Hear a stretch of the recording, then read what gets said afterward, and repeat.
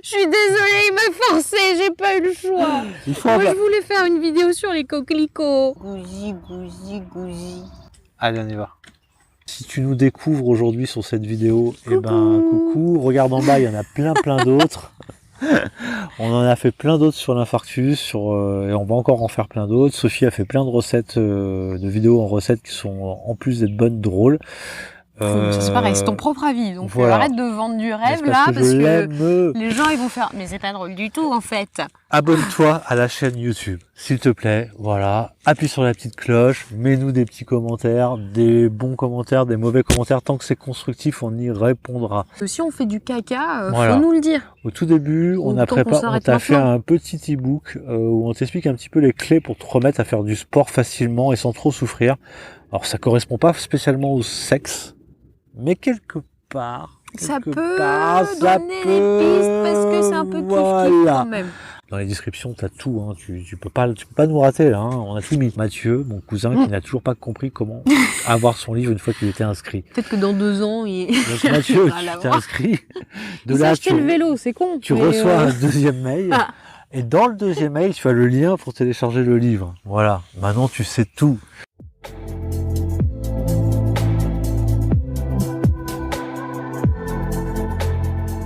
Salut à vous tous, je suis content de vous retrouver pour une nouvelle vidéo. Aujourd'hui, on va parler d'un sujet chaud, le sexe après l'infarctus. J'ai une invitée qui va venir donc discuter de ça avec vous. Donc j'appelle Sophie.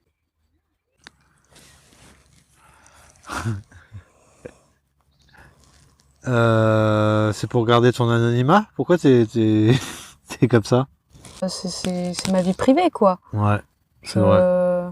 C'est un sujet intime, je veux pas qu'on me reconnaisse. En même temps, tout le monde commence à te connaître là sur la chaîne. Il y a mon papa et ma maman qui vont peut-être regarder. Ouais. C'est toujours délicat de parler de sexe, hein. C'est bizarre hein, quand même. Qu'est-ce qu'on pense? Oui. Je sens que ça va être facile. Je peux garder mes lunettes? Ouais, mais tu vires ton écharpe parce qu'il fait quand même 30 degrés quoi. Coucou! Donc ouais, c'est un sujet délicat quand même.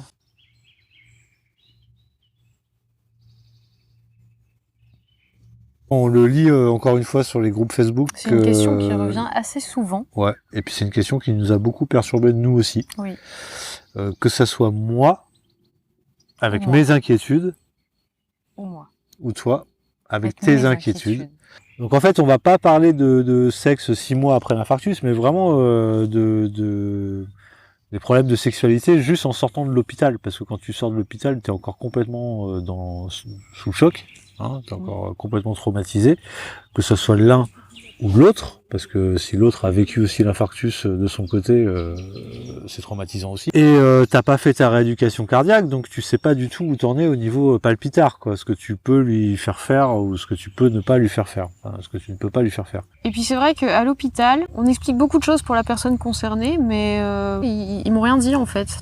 Alors déjà, ils te briefent sur pas grand-chose en tant qu'accompagnant, on te dit pas attention...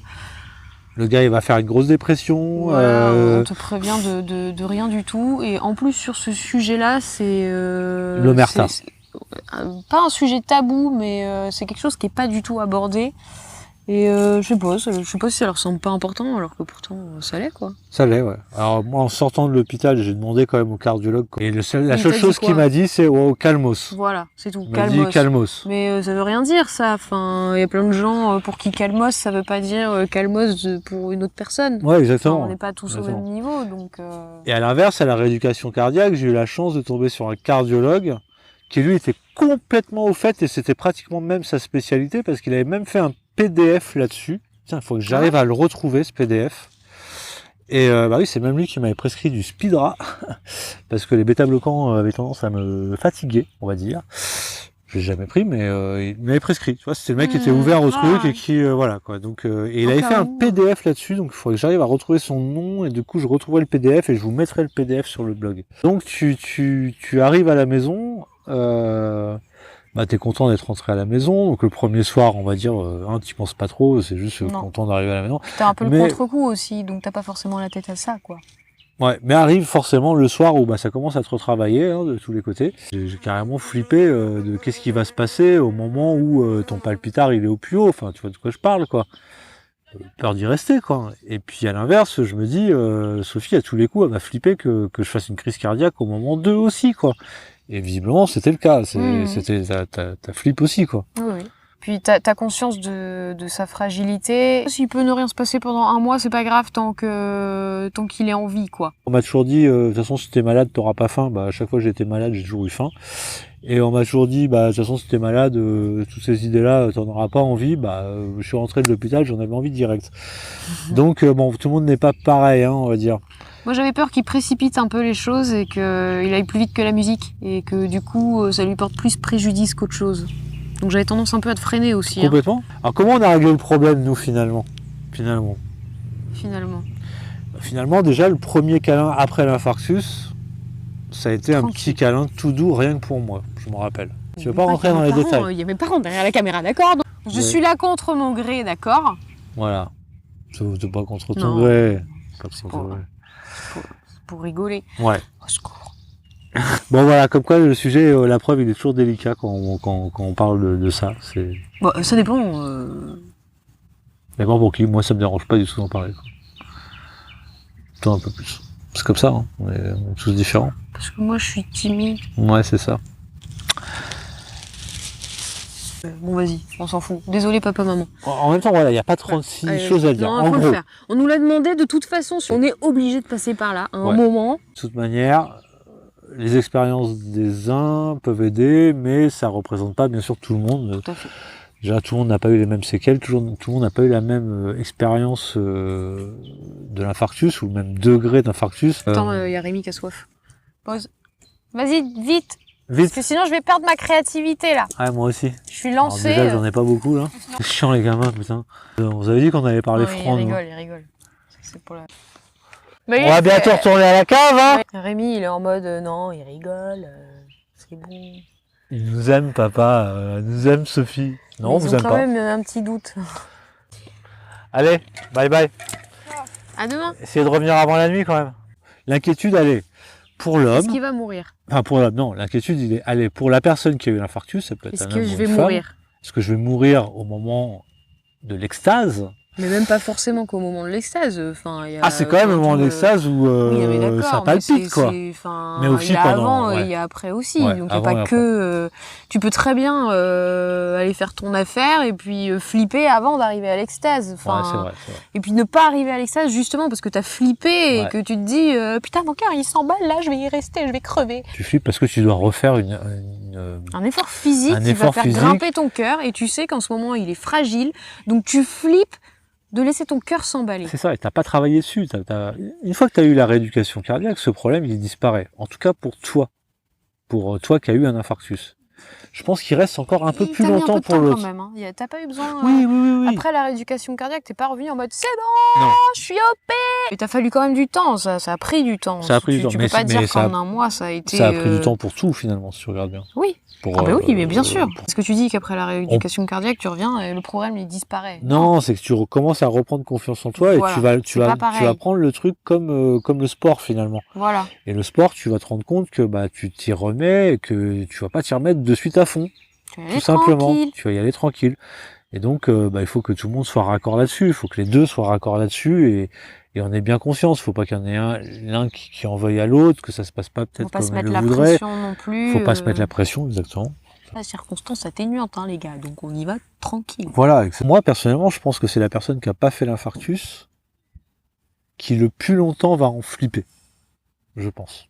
Parce que toi, t'as pas eu la rééducation cardiaque, tu restes avec le traumatisme où t'as vu ton homme ou ta femme qui a manqué de mourir au moment 2. Du coup, t'as quand même cette vision-là.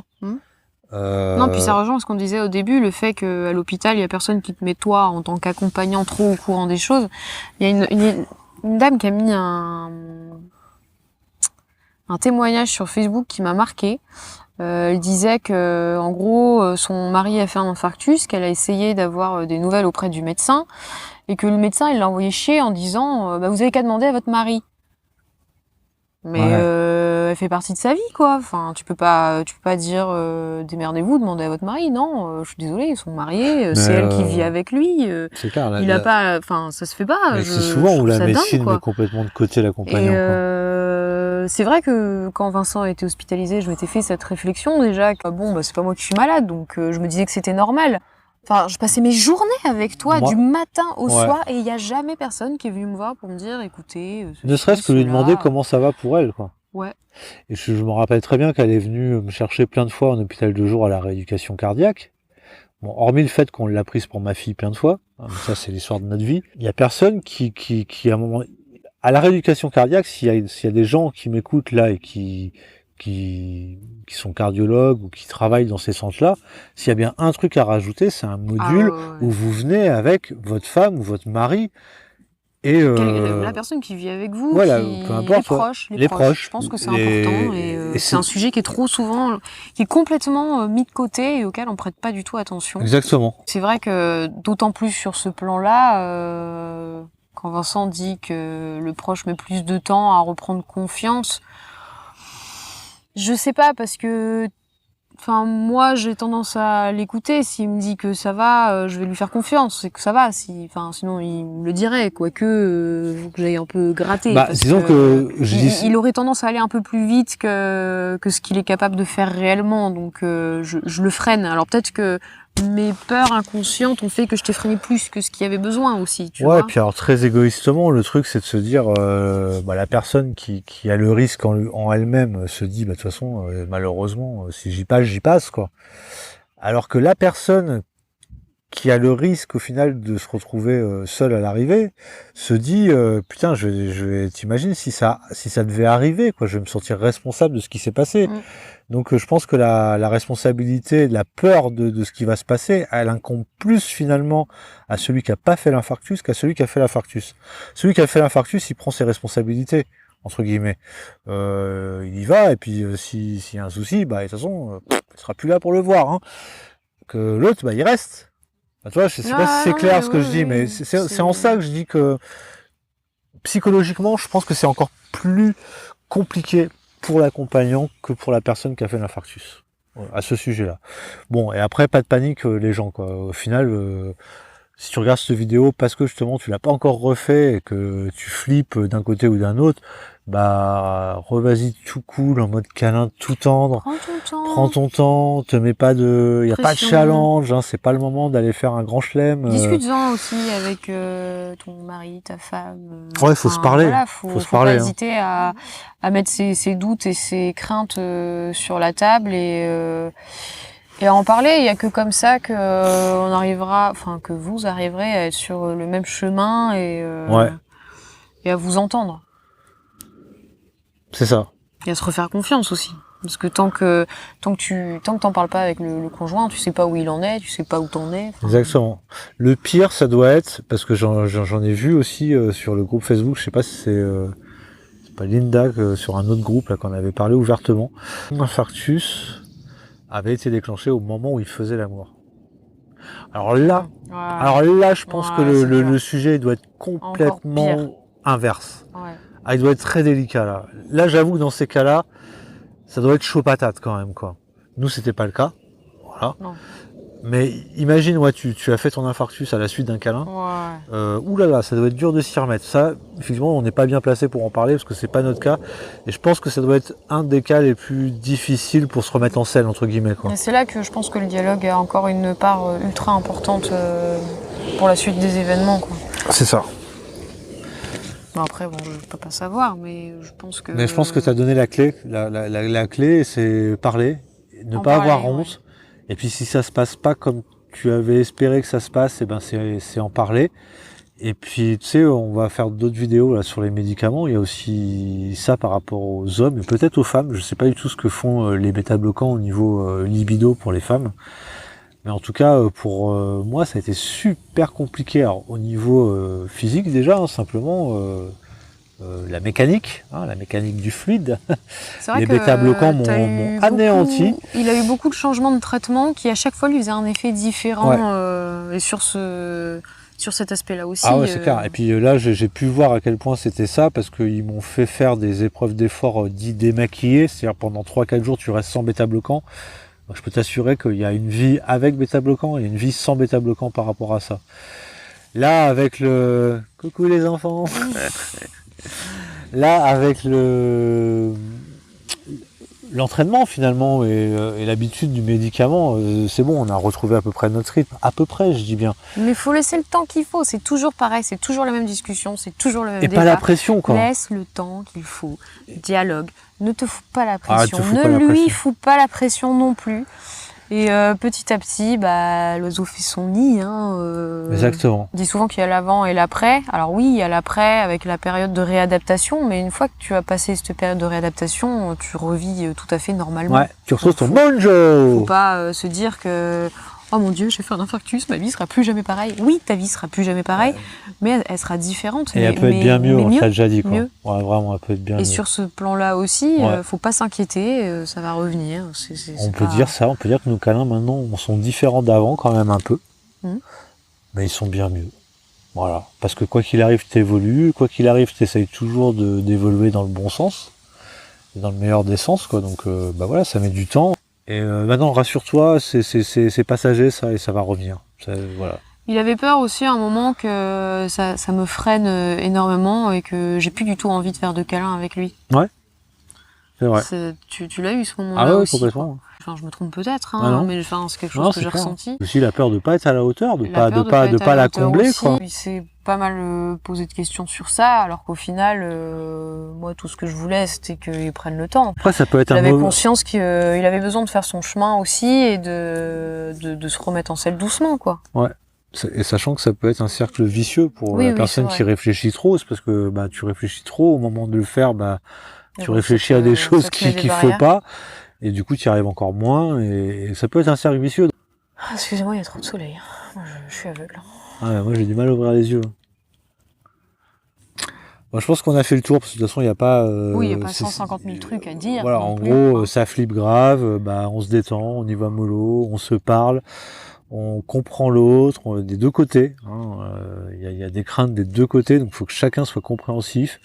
Et puis le temps va faire en sorte que tout le monde va reprendre confiance et que l'histoire va reprendre ses droits et son bon chemin, quoi. Oui. On arrête? Ouais, viens, on se casse. Non, mais enfin, on arrête. Ça me saoule. C'est pas ça que je voulais dire. Allez, vas-y. On te dit à très bientôt dans d'autres vidéos. Et puis voilà. Et puis voilà.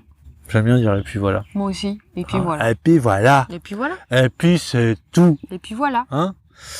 Et puis voilà. Et puis voilà. Et puis voilà. Et puis voilà. Et puis voilà.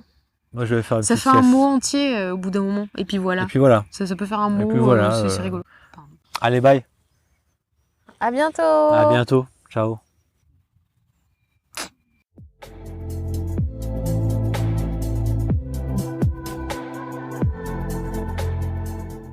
Je vais filmer.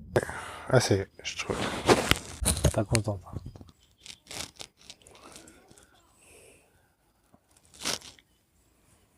Non, mais tant qu'on parle de sexe, autant... Mais dis pas ça. Mais si. On a... Ah, je regarde si je la vois, hein. Non, en plus, j'aime foutre Hop dessus parce là. qu'il l'avait perdu et je viens de faire la même. La bonnette du micro. Voilà. T'as pas le droit de faire ça. Enfin, vas-y, T'as- tranquille quand même. Ouais, j'ai des cheveux partout, Non, mais je même bave, j'ai de la crotte de nez qui coule, c'est bon, hein. Non, t'as juste encore un petit peu de sperme là. Voilà, je l'enlève. Voilà. Comme ça, ce sera mieux. Veuillez me pardonner. Bon, alors, je précise, il y a les gamins qui font du vélo là, juste à côté. Donc, on a essayé de leur dire dégagez, vous venez pas de nous faire chier pendant qu'on Non, fait tu cette peux pas vidéo. dire ça. Tu peux pas dire ça. C'est des enfants, les gens ils vont faire oh, mais comment ils parlent à ces enfants? Ouais, Ça c'est se vrai. fait pas. En même temps, on les a libérés de la cave pour une fois. Donc, Ouais, c'est vrai. hein. Ils sont contents, ils gambadent dans la prairie. Voilà. Bon, on t'a expliqué quelques trucs, mais ils sont pas rentrés dans les détails. Mais vas-y, chérie, je vous en prie. Non, mais très bien. Vas-y, fais Non, ta vidéo. non, vas-y, vas-y. Non, mais Mais voilà, vas-y, chacun c'est- son domaine, ok? Moi c'est la cuisine, toi c'est le... Voilà, c'est la prairie. Alors vas-y. La prairie. T'as jamais fait des blagues? Non.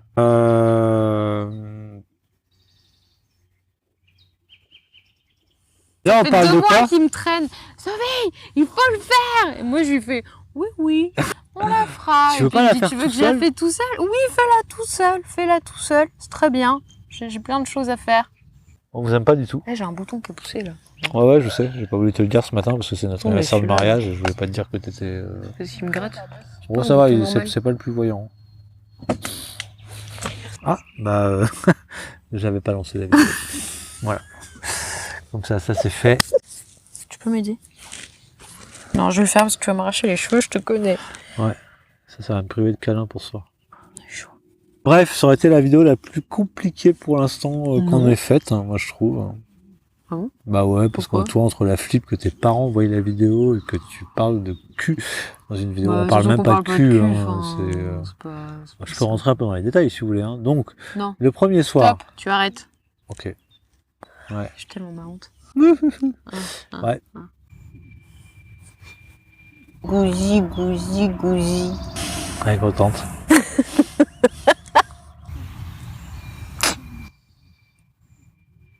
J'ai l'impression qu'on a vraiment été naze. Ah ouais, moi je trouve qu'on a été bien. Non, moi j'ai vraiment une sensation qu'on a été naze. Tu pries? Non, je médite.